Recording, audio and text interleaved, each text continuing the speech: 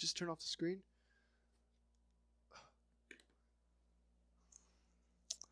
Hello, this is a video about 4K and 4K television. So I'm just going to talk about like the technology, the TVs, and whether you should adopt it or not early, because I know it's not early, but I'd say a lot of people aren't really buying 4K. So let's go.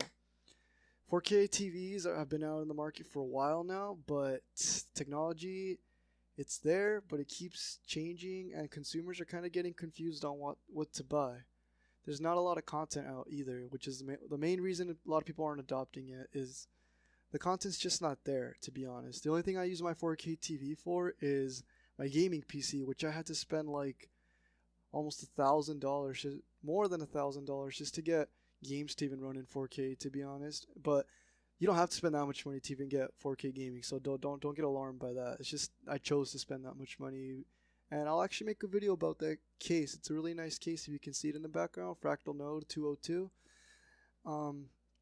Anyway, 4K. It's just people aren't gonna pay Netflix extra to stream 4K content when 1080p looks fine on a 4K TV. And honestly, the technology isn't going to be fully adopted, I'd say, until 2018, because after the Xbox One S comes out and the Xbox Scorpio and the PlayStation Neo or whatever they're going to call it, 4K is definitely going to be adopted by at least the console gaming crowd, which that in itself starts bringing like a good chunk of the population in. And that's when I see 4K actually taking off and being like mainstream for everybody. Because right now, most of the people I know have still stuck to 1080p, and the people that are on 4K usually just buy 4K monitors. They don't do the thing I'm doing, where I hook it up my 4K TV and I'm using it as a PC monitor. I've heard that's not recommended, but I mean, I'm not that much of a hardcore gamer, and I'm not going to be playing like Counter-Strike Go, and I don't need all that super fast response time or 144 hertz as all the technology. I'm only going to be playing Grand Theft Auto, Shadow of Mordor.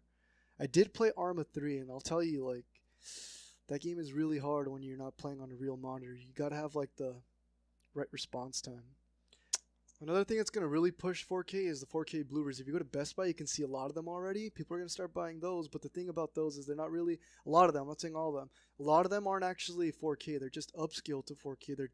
Usually movies are filmed, I think, in 2K, and then they're upscaling them. So even like if you go online, you can see all of that. And like consumers are getting smarter. The internet, you can't hide stuff. Companies can't get away with the stuff they used to get away with. Like, let me refocus.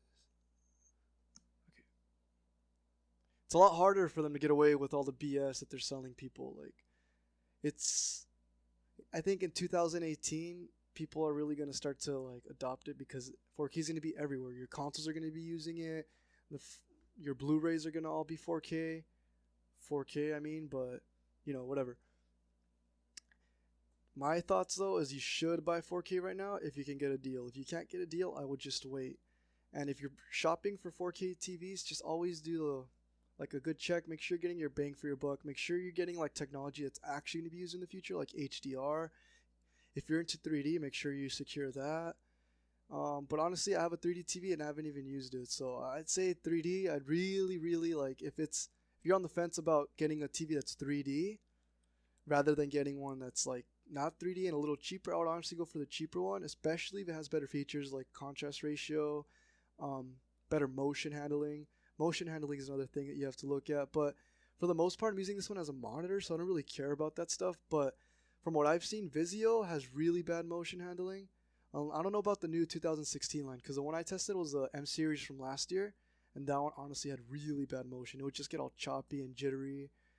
So I'm just saying, if you're going to spend money on a 4K TV, you're better off getting a Sony, Samsung, or LG. I'm not saying Vizios aren't good, but if you're like super techie, like you're going to start noticing stuff. They do have a good contrast ratio, but for me, it just didn't cut. It had too many dead pixels and a lot of motion blur. Thank you guys for watching, and I'll see you in the next one.